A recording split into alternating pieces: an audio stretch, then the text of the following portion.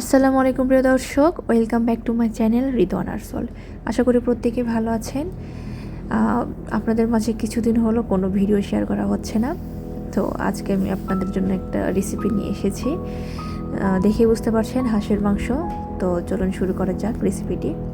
তো আমি এখানে প্রথমে নিয়ে নিয়েছি পেঁয়াজ কুচি। পেঁয়াজের পরিমাণটা আমি বেশি নিয়েছি, আপনারাও বেশি নেবেন। এরপরে আমি দিয়ে দিচ্ছি সয়াবিন তেল দেওয়ার পরে আমি একটু নাড়াচাড়া করব। একটু তেল বেশি দেওয়া ট্রাই করবেন। এরপরে দিয়ে দিচ্ছি তেজপাতা এবং 4-5টা দারুচিনি। তো আমি আবার ভালোভাবে মিক্সড করব। এরপর দিয়ে দিচ্ছি 2টা কালো এলাচ, কয়েকটি সাদা এলাচ, লবণ, হলুদ গুঁড়ো এবং মরিচের গুঁড়ো। আমি ঝালের পরিমাণ বেশি দিয়েছি, এখানে ভিডিওর মাধ্যমে স্কিপ করা হয়েছে, আপনারা আপনাদের স্বাদ মতো দিয়ে দিবেন। এরপর দিয়ে দিব আদা রসুন বাটা, এর মধ্যে জিরা বাটা আছে। তো ভালোভাবে মশলাটা কষিয়ে নেব। এরপর আমি একটা রাজহাঁসের মাংস নিয়ে নিয়েছি পুরোটা, এখানে প্রায় 1.5 কেজির মতো মাংস আছে। এবার আমি এগুলো মশলার মধ্যে দিয়ে দিব। তো দিয়ে দিয়েছি, দেখতে পাচ্ছেন। আমি ভালোভাবে নাড়াচাড়া করব। এখানে আমি 5-6 মিনিট কষিয়ে নেব। তো দেখুন, আমি কিন্তু একটু পানি অ্যাড করিনি, আপনারা পানি অ্যাড করবেন না, কারণ মাংসের ভিতর থেকে পানি চলে আসবে। মাংসের ভিতর থেকে কতটুকু পানি বের হয়ে এসেছে আপনারা দেখতেই পাচ্ছেন। এভাবে অবশ্যই বাসায় ট্রাই করে দেখবেন। আমি কখনো বাসায় রান্না করিনি, এই প্রথম রান্না করছি হাঁসের মাংস। তো এটা আমার প্রথম এক্সপিরিয়েন্স ছিল। কেমন হয়েছে অবশ্যই কিন্তু কমেন্টে জানাবেন। তো দেখুন, পানি কিন্তু প্রায় শুকিয়ে এসেছে, বলক চলে এসেছে।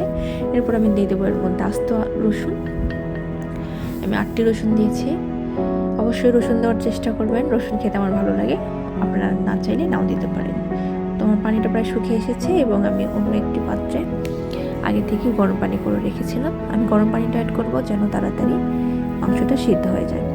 তো দেখুন, নিচে পানি কিন্তু প্রায় শুকিয়ে এসেছে। আমি ভালোভাবে এটা জাল করব, কষিয়ে নেব, যেহেতু হাঁসের মাংস একটা গন্ধ থাকে, না ভালোভাবে কষালে এটা ভালো লাগবে না খেতে।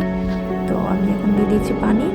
এখন 2-1 মিনিটের মধ্যেই বলক চলে আসবে, যেহেতু গরম পানি অ্যাড করেছি। এবার আমি আপনাদের ঢেকে 10 মিনিট পর ফিরে আসবো।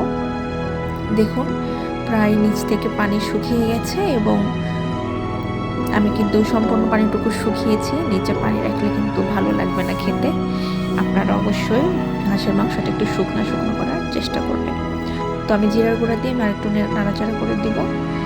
তো দেখুন, আমি আরও ভালোভাবে জাল করছি। এই হাঁসের মাংস যত জাল করবেন তত কিন্তু খেতে টেস্ট লাগবে। অবশ্যই আপনারা আমার রেসিপিটা ফলো করবেন এবং কমেন্টে জানাবেন কেমন হয়েছে আমার রেসিপিটি। দেখুন, নিচ থেকে পানি শুকিয়ে এসেছে। এরপর আমি দিয়ে দিচ্ছি আর একটু জিরার গুঁড়ো। আমি চুলার আঁচটা বন্ধ করে দিয়েছি। এখানে আমি কিন্তু কোনো ঝোল রাখিনি, যা দেখতে পাচ্ছেন আপনারা সম্পূর্ণ কিন্তু তেল, হাঁসের মাংসের তেল বের হয়েছে এবং নিচ থেকে একটু মাংসের গায়ে গায়ে একটু ঝোল আছে। সবাই ভালো থাকবেন, সুস্থ থাকবেন। আসসালামু আলাইকুম।